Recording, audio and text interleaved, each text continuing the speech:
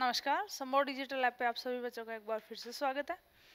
देखिए, अपन बात कर रहे थे अपने टॉपिक डी ब्लॉक एलिमेंट्स की, जिसमें अपन को पढ़ना था सबसे पहले प्रथम संक्रमण श्रेणी। तो मैंने आपको बताया था प्रथम संक्रमण श्रेणी के अंदर अपन क्या पढ़ते हैं, सबसे पहले इनके सामान्य गुण धर्म पढ़ते हैं।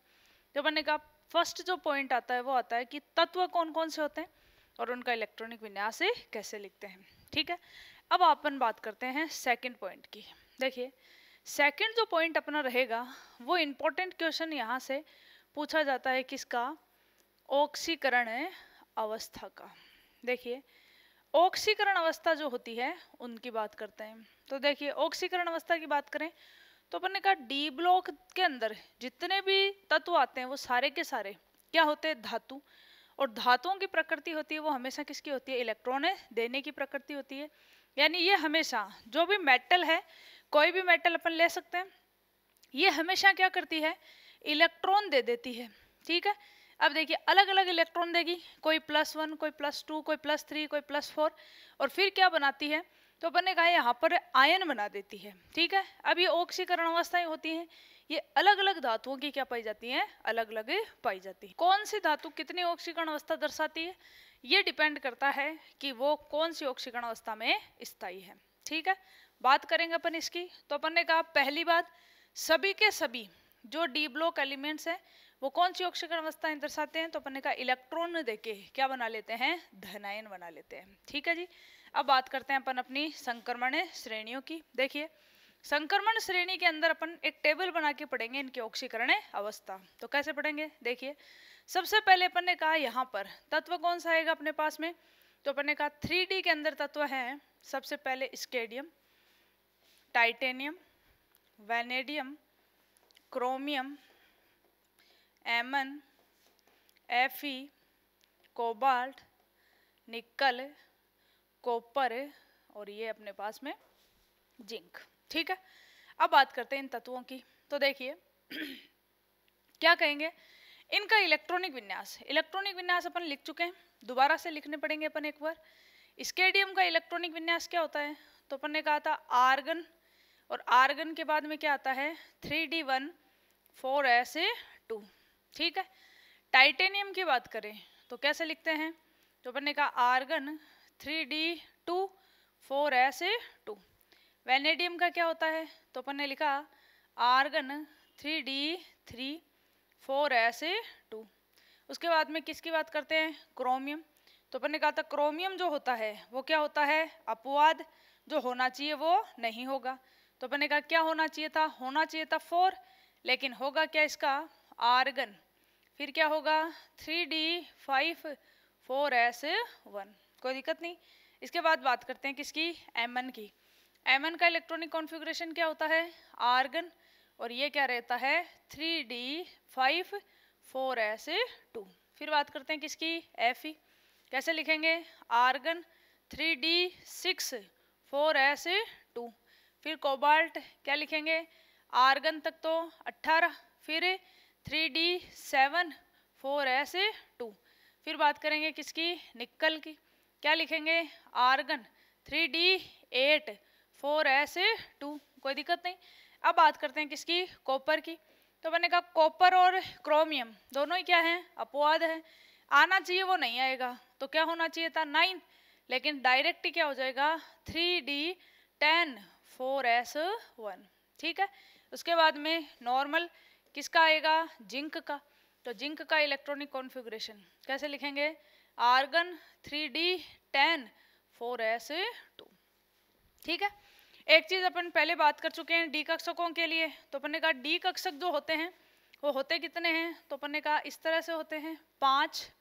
ठीक है, और ये क्या है इसमें 4S, ये 3D और ये 4S। ठीक है, तो देखिए ऑक्सीकरण अवस्था के बारे में अपन क्या क्या लिख सकते हैं। तो पहले अपन बताते हैं स्केडियम की ऑक्सीकरण अवस्थाएं। और डी ब्लॉक श्रेणी के अंदर एक खास बात पाई जाती है कि ये हमेशा क्या दर्शाते हैं, परिवर्तनशील ऑक्सीकरण अवस्था। देखिए सबसे पहले बात करते हैं अपन किसकी, स्केडियम की।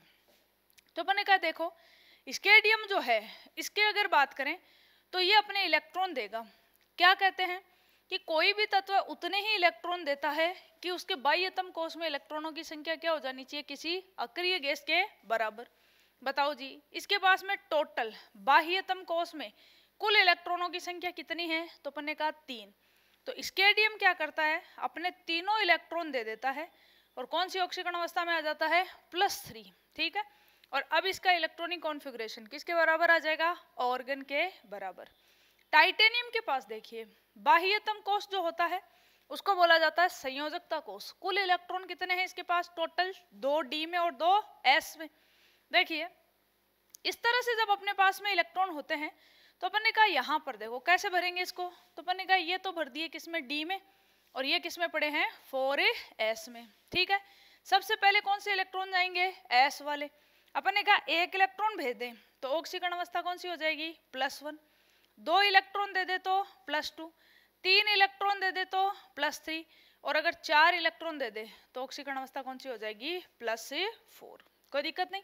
अब बात करते हैं नेक्स्ट, वेनेडियम के पास देखिए टोटल इलेक्ट्रॉन कितने हैं, 5 हैं। कितने दे सकता है, तो अपन ने कहा ऑर्गन तक आने के लिए इसको 5 इलेक्ट्रॉन है वो देने पड़ेंगे। देखिए एक इलेक्ट्रॉन दे तो ऑक्सीकरण अवस्था +1, 2 दे तो +2, 3 दे तो +3, 4 दे तो +4, और 5 इलेक्ट्रॉन दे दे तो क्या हो जाएगी, +5। यानी इलेक्ट्रॉनिक कॉन्फ़िगरेशन हो जाएगा 3d3 4s2। कोई दिक्कत नहीं। अब देखिए क्रोमियम के पास बात करें तो अपन ने कहा 4s में तो कितना है, 1। ठीक है, और डी में कितने हैं, 5 हैं। लेकिन एक चीज देखिए, ये पांचों ही इलेक्ट्रॉन जो हैं वो कैसे हैं, अयुग्मित हैं। यानी एक कक्षक में एक ही इलेक्ट्रॉन है, और अयुग्मित इलेक्ट्रॉनों को निकालना हमेशा क्या होता है, आसान होता है। तो अपन ने कहा टोटल इलेक्ट्रॉन कितने हैं, 6। तो देखिए एक इलेक्ट्रॉन निकाल दें तो कौन सी ऑक्सीकरण अवस्था दर्शाएगा, +1। 2 निकाल दें तो +2, 3 निकाल दें तो +3, 4 निकाल दें तो +4, 5 निकालें तो +5, और अगर 6 रुके 6 निकाल दें तो कौन सी ऑक्सीकरण अवस्था हो जाएगी, +6। उसके बाद में बात करते हैं एमन। एमन का इलेक्ट्रॉनिक कॉन्फ़िगरेशन क्या होता है, 3d5 4s2। अभी भी कैसे हैं इलेक्ट्रॉन, अयुग्मित है। तो अपन ने कहा टोटल इलेक्ट्रॉन कितने दे सकता है, तो अपन ने कहा हैं कितने इसके पास, टोटल इलेक्ट्रॉन है 7। तो देखिए ऑक्सीकरण अवस्थाएं कौन सी दर्शाता है, +1, 2 इलेक्ट्रॉन दे तो +2, 3 निकालें तो +3, 4 निकाल लें तो +4, 5 इलेक्ट्रॉन निकालें तो +5, 6 इलेक्ट्रॉन निकालें तो +6, और अगर 7 इलेक्ट्रॉन निकाल दें तो कौन सी ऑक्सीकरण अवस्था हो जाएगी, हाईएस्ट +7। यहाँ तक तो कोई दिक्कत नहीं थी। अब देखिए बात करते हैं किसकी, Fe की। Fe का इलेक्ट्रॉनिक कॉन्फ़िगरेशन क्या होता है, तो अपन ने कहा 3d6 4s2। 3d6 का मतलब क्या है कि d कक्षक कितने थे, 5। अब छठा इलेक्ट्रॉन भरेंगे तो वापस से इस इलेक्ट्रॉन को यहाँ भरना पड़ेगा। यानी इलेक्ट्रॉन को क्या कराना पड़ेगा, युग्मित कराना पड़ेगा, युग्म बनाना पड़ेगा। और इलेक्ट्रॉन इलेक्ट्रॉन पे चार्ज कौन सा होता है, माइनस का। माइनस माइनस एक दूसरे को क्या करते हैं, प्रतिकर्षित।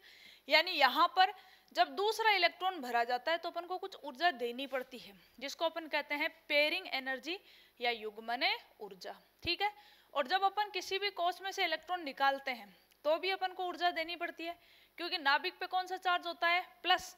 इलेक्ट्रॉन पे कौन सा चार्ज होता है, माइनस। और प्लस और माइनस में हमेशा क्या लगता है, आकर्षण बल। तो इलेक्ट्रॉन निकालने के लिए जो ऊर्जा दी जाती है वो क्या कहलाती है, आयनन ऊर्जा। ठीक है, तो देखिए अपन क्या कहेंगे कि जब इलेक्ट्रॉनों का युग्मन प्रारंभ हो जाता है तो इलेक्ट्रॉन निकालना क्या हो जाता है, मुश्किल हो जाता है। इसलिए आगे वाले जो तत्व हैं Mn के बाद वाले, वो हमेशा इतनी ऑक्सीकरण अवस्थाएं नहीं दर्शाते। ऑक्सीकरण अवस्था में क्या आ जाती है, कमी। जैसे Fe की अगर अपन बात करें तो सामान्यतः 2 ही ऑक्सीकरण अवस्थाएं दिखाई देती हैं, एक तो +2 और एक कौन सी दर्शाती है, +3। +2 में जब Fe होता है तो इसको बोला जाता है फेरस, और +3 में होता है तो इसे क्या बोला जाता है, फेरिक।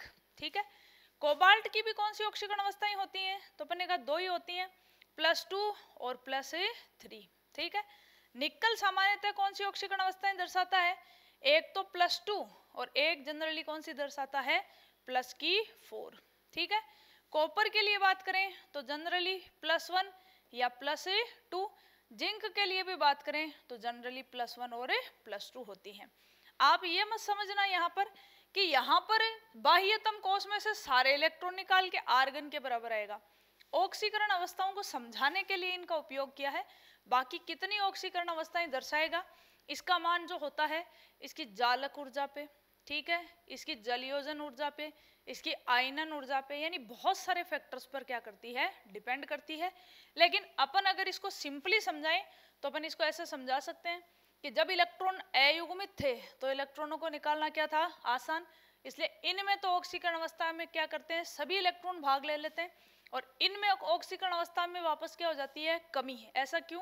क्योंकि इलेक्ट्रॉन कैसे हो गए, युग्मित, और युग्मित इलेक्ट्रॉनों को निकालने के लिए आवश्यक ऊर्जा का मान क्या हो जाता है, अधिक हो जाता है। ठीक है, तो देखिए क्या है अपने पास में, एक अपन ने कहा स्केडियम तत्व है। कौन सी ऑक्सीकरण अवस्था दर्शाता है, +3। ठीक है, स्केडियम सिर्फ ऐसा तत्व होता है संक्रमण श्रेणी में जिसकी केवल एक ही ऑक्सीकरण अवस्था पाई जाती है, यानी यह परिवर्तनशील ऑक्सीकरण अवस्था नहीं दर्शाता है। टाइटेनियम की बात करें तो स्टेबिलिटी उसको लगभग कितने पे मिलेगी, जब इसमें से चारों इलेक्ट्रॉन अपन क्या कर दें, निकाल दें। वेनेडियम को कितने मिलेगी, +5 पे। क्रोमियम में देखिए, क्रोमियम में अगर अपन एक इलेक्ट्रॉन निकाल दें, यानी कौन सी ऑक्सीकरण अवस्था होगी, +1, तो पीछे क्या बच गई, 3d5। और अपन ने कहा था ये अपवाद क्यों होता है, क्योंकि 3d5 जो इलेक्ट्रॉनिक विन्यास होता है वो क्या होता है, स्थायी। इसे अपन क्या कहते हैं, अर्धपूरित इलेक्ट्रॉनिक विन्यास। तो क्रोमियम होता है वो +1 में भी क्या है, स्टेबल, और +6 में भी क्या है, स्टेबल है। ठीक है, Mn देखिए +1 देगा तब तो इलेक्ट्रॉन बचेगा 4s1, स्टेबल नहीं है, लेकिन +2 में स्टेबल हो जाएगा, क्योंकि 2 इलेक्ट्रॉन निकलते ही इलेक्ट्रॉनिक विन्यास कितना बच जाएगा, 3d5, और 3d5 इलेक्ट्रॉनिक विन्यास होता है वो फिर से क्या कहलाता है, अर्धपूरित इलेक्ट्रॉनिक विन्यास। तो देखो अपन एक चीज लिख सकते हैं यहाँ पर, क्या लिख सकते हैं कि आवर्त सारणी में इसी तरह से होते हैं डी ब्लॉक के एलिमेंट्स, यानी सबसे पहले क्या होते हैं 2 एस ब्लॉक, फिर क्या होते हैं डी ब्लॉक, और उसके बाद कौन होते हैं, पी ब्लॉक। तो ये श्रेणी ऐसे लिखी जाती है स्केडियम से लेके जिंक तक।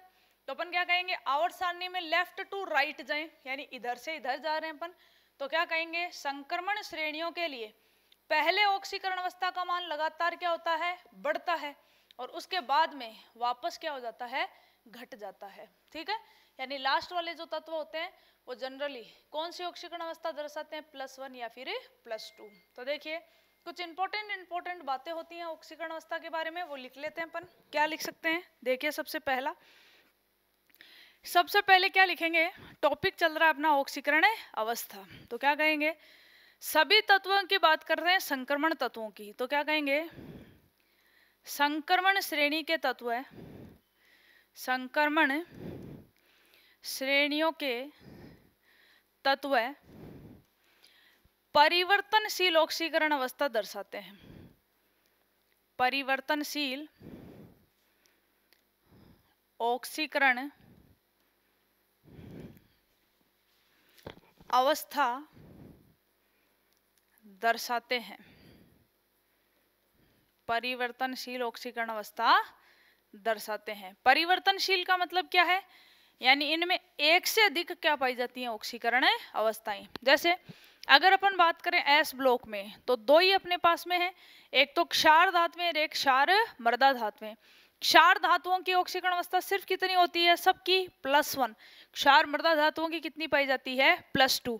लेकिन इनमें ऐसा नहीं है, इनमें ऑक्सीकरण अवस्थाएं होती हैं वो एक से क्या पाई जाती हैं, ज्यादा। अब आपसे क्वेश्चन पूछ ले कि ऐसा क्यों हुआ, तो अपन इसका कारण देंगे। कारण क्या लिखेंगे अपन, तो अपन ने कहा कि परिवर्तनशील क्यों है, तो अपन क्या कहेंगे कि संक्रमण तत्वों में, संक्रमण तत्वों में 3D कक्षक तथा 4s कक्षक, 4s कक्षक के मध्य ऊर्जा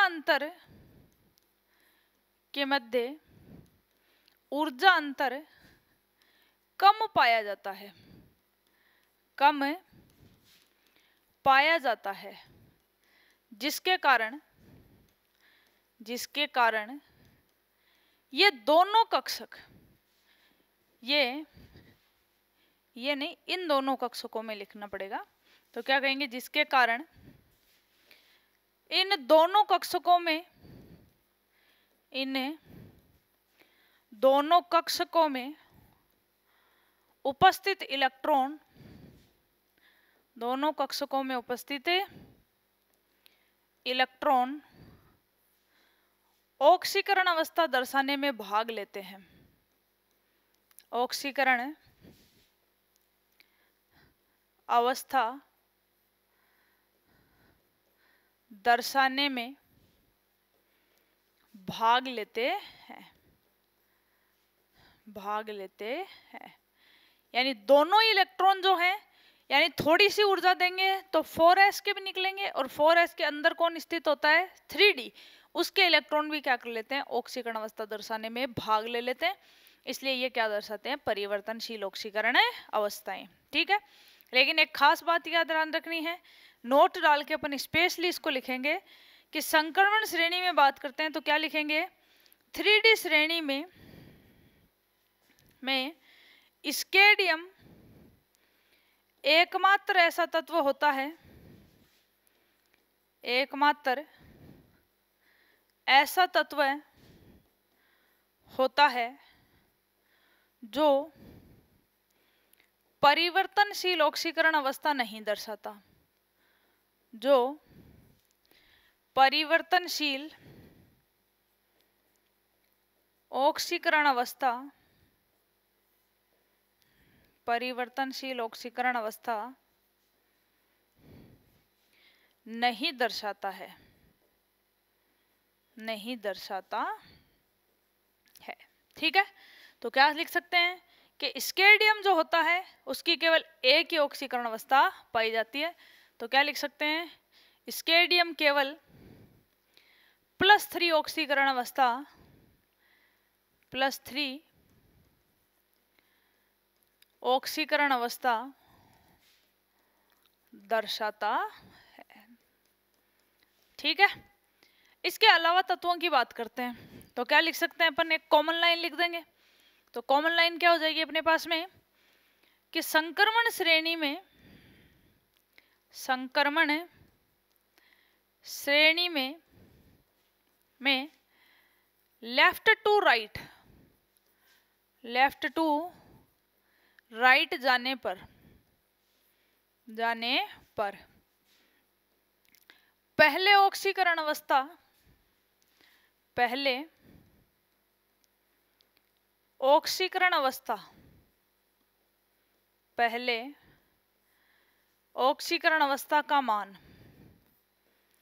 लगातार बढ़ता है, लगातार बढ़ता है। यानी +1 से कितना हो जाता है, +7, यानी +1 से +7 हो जाता है, बढ़ता है। तथा उसके पश्चात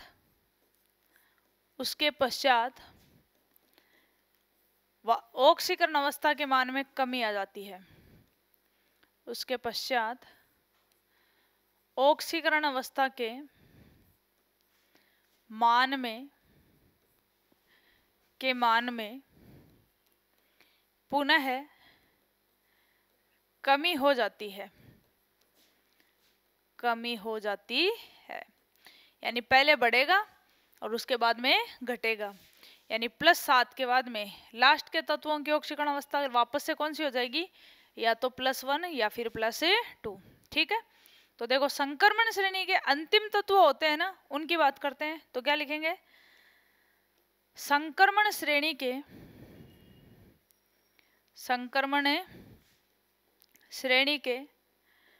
अंतिम तत्व है, अंतिम तत्व है। अब देखो पहले वाले वीडियो में अपन बात कर चुके हैं कि जिंक, कैडमियम, मरकरी का इलेक्ट्रॉनिक विन्यास क्या होता है, पूरा, इसलिए ये संक्रमण श्रेणी के तत्व है, नहीं कहलाते। तो 3D संक्रमण श्रेणी का लास्ट तत्व कौन आता है, कॉपर, और कॉपर जनरली है वो कौन सी ऑक्सीकरण अवस्था दर्शाता है, +1।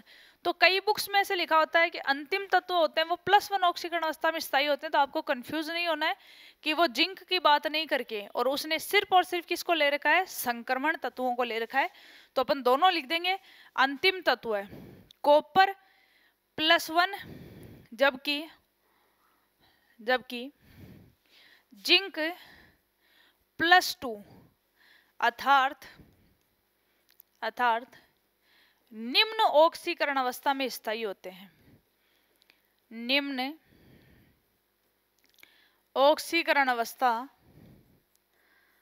दर्शाते हैं,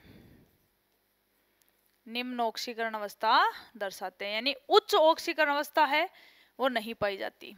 फिर अगर बात करें तो देखिए क्या लिखेंगे, 3D श्रेणी की बात करते हैं तो क्या लिखेंगे, 3D श्रेणी में अधिकतम ऑक्सीकरण अवस्था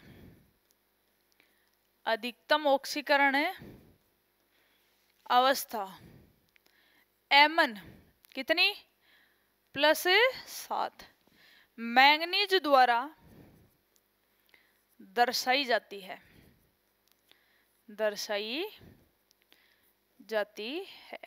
ठीक है, अब देखो बात करते हैं इनकी। तो अपन ने कहा 2 जगह तो काम आएगा अर्धपूरित इलेक्ट्रॉनिक विन्यास और 2 जगह काम में लेंगे पूर्णपूरित इलेक्ट्रॉनिक विन्यास। तो देखिए बात करें अगर इनकी, तो अपन ने कहा इनमें अगर बात करते हैं तो देखो क्रोमियम +1 इलेक्ट्रॉनिक जाते ही 1 इलेक्ट्रॉन जाते ही कितना बचेगा, 3d5।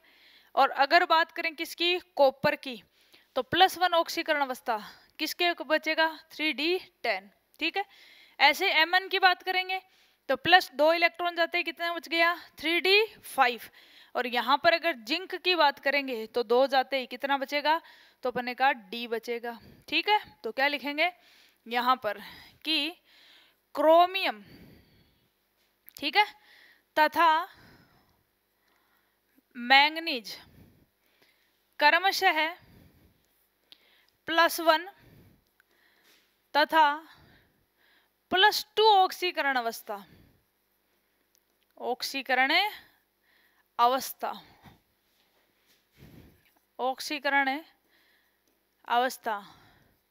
में भी स्थायी होते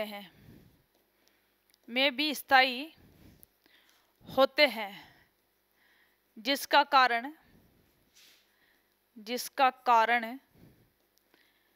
इनका अर्धपूरित इलेक्ट्रॉनिक विन्यास होता है, जिसका कारण इनका अर्धपूरित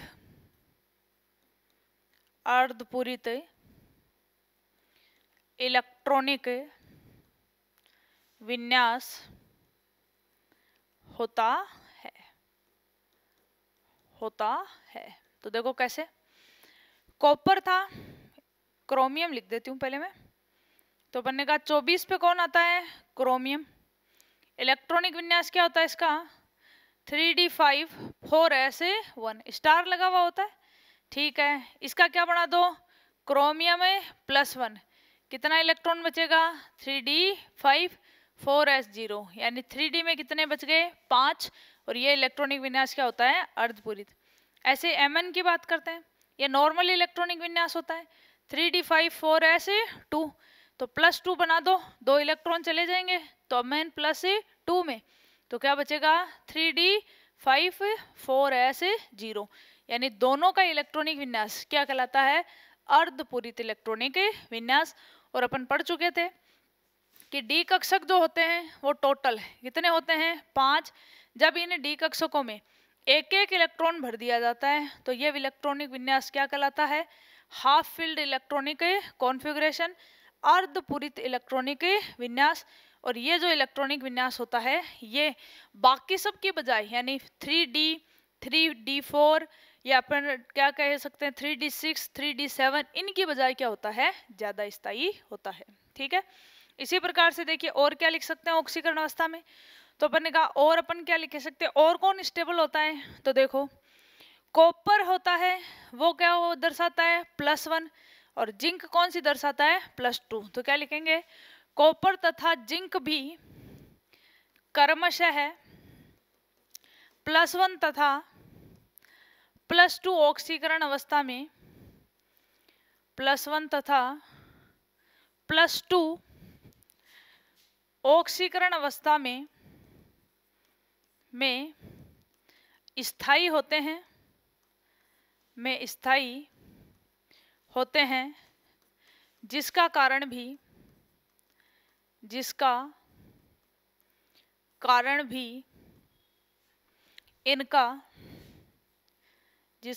भी इनका अर्धपूरित तथा पूर्णपूरित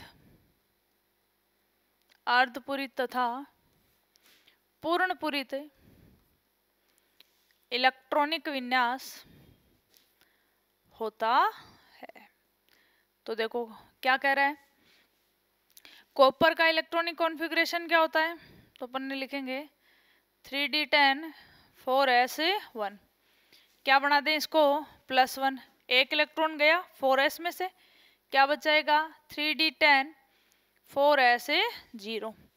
जिंक क्या है, वैसे तो संक्रमण तत्व नहीं है लेकिन डी ब्लॉक का तो है ही, क्योंकि अंतिम इलेक्ट्रॉन किसमें जाता है, डी में। तो क्या बचेगा 3d10 4s2। अगर ये दो निकाल दें अपन इलेक्ट्रॉन तो कौन सी ऑक्सीकरण अवस्था दर्शाएगा, +2 और 3d10 4s0।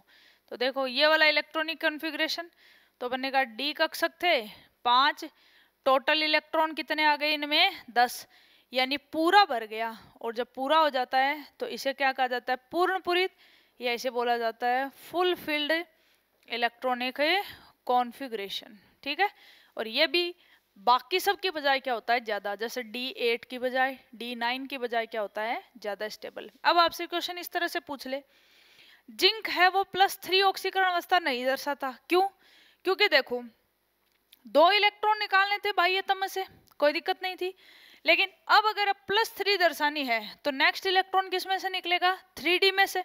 और ये इलेक्ट्रॉनिक विन्यास क्या है, स्थायी, और अपन को पता है स्थायी में से अगर इलेक्ट्रॉन निकालना है तो ऊर्जा क्या देनी पड़ती है, ज्यादा।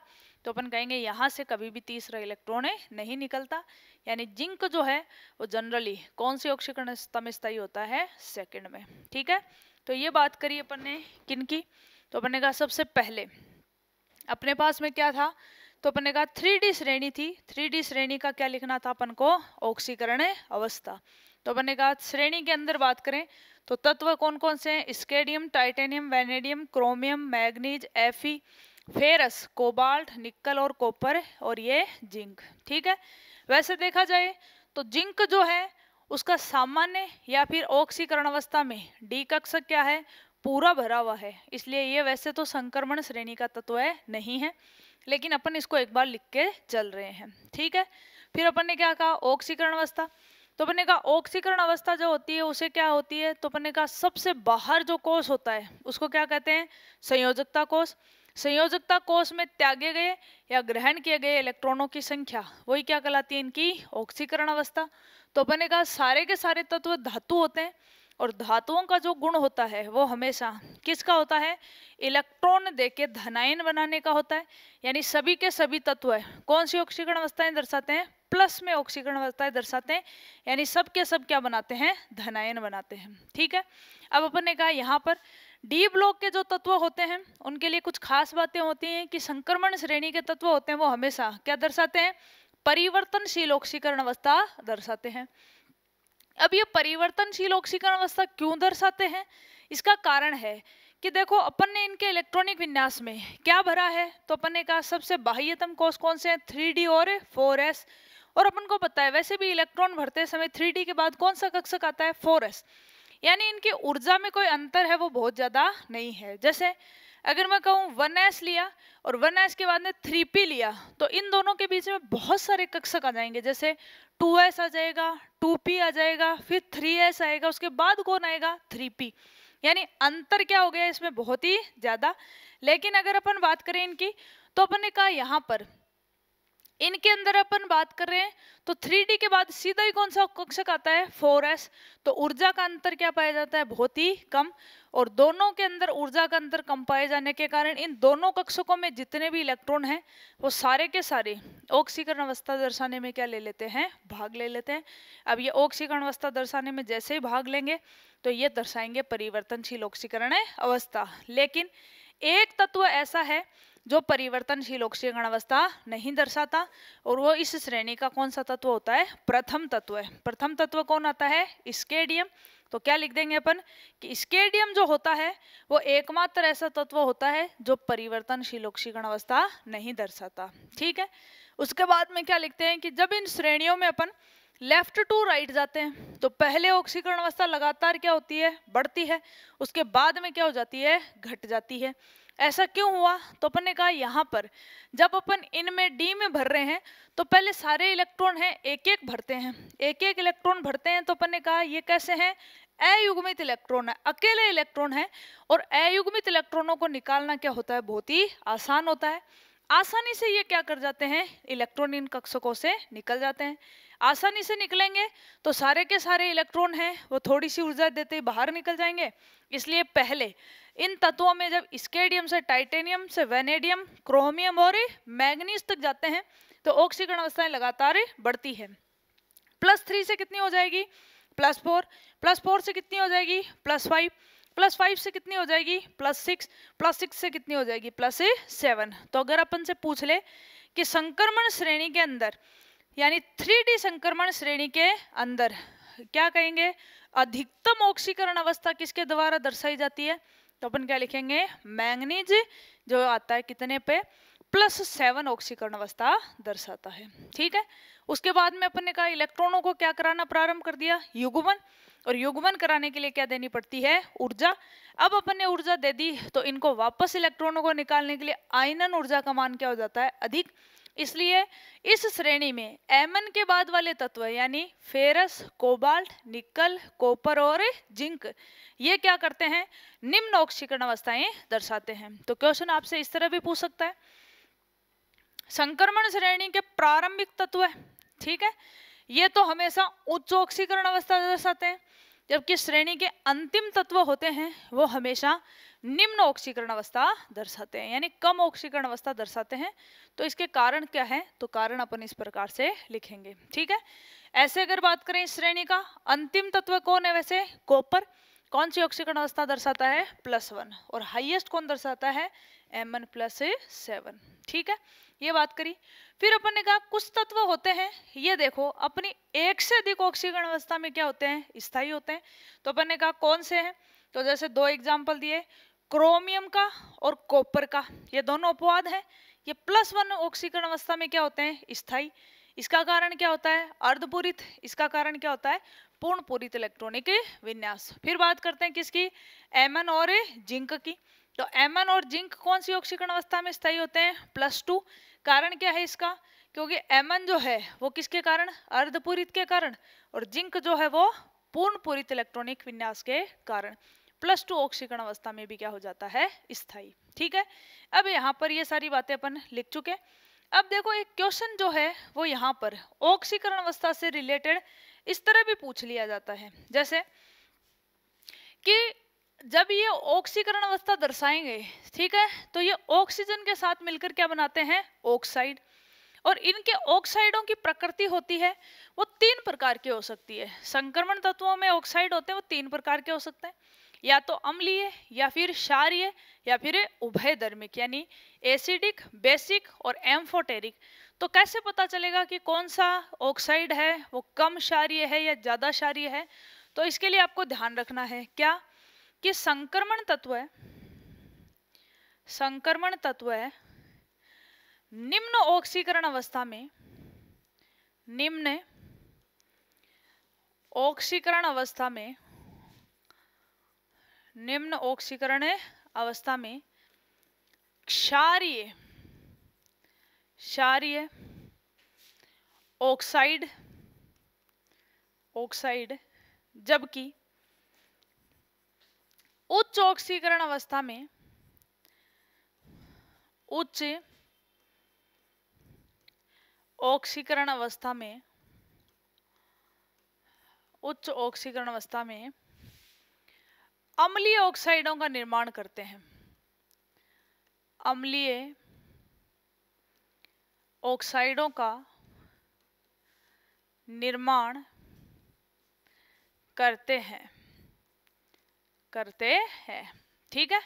और जो बीच में होते हैं उनके लिए, तथा मध्य वाले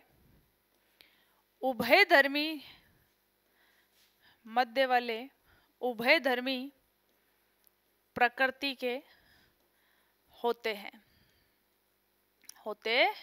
यानी एक लाइन लिख सकते हैं अपन, क्या लिख दें कि संक्रमण तत्वों की ऑक्सीकरण अवस्था बढ़ने के साथ साथ, ऑक्सीकरण अवस्था बढ़ने के साथ साथ इनकी अम्लीयता भी बढ़ती है। इनकी अम्लीयता, या कह सकते हैं अम्लीय प्रकृति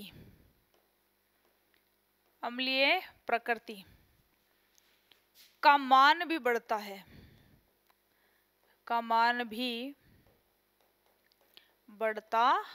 जैसे कई बार एग्जाम्स में यहाँ से क्वेश्चन पूछे जाते हैं इस तरह से। जैसे एग्जाम्पल दे दिया एक, जैसे मैग्नीज के ऑक्साइड दे दिए, मैग्नीज है ना, Mn, मैग्नीज के निम्न ऑक्साइडों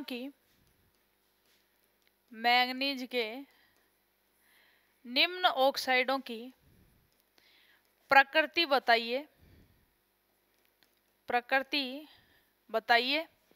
या ऐसे कह दें तथा इन्हें अम्लीयता के बढ़ते हुए क्रम में लिखो, तथा इन्हें अम्लीयता के बढ़ते हुए क्रम में लिखिए। जैसे दे दिया अपन को 3 ऑक्साइड, एक तो दे दिया MnO, एक दे दिया MnO2 और एक दे दिया अपन को MnO3।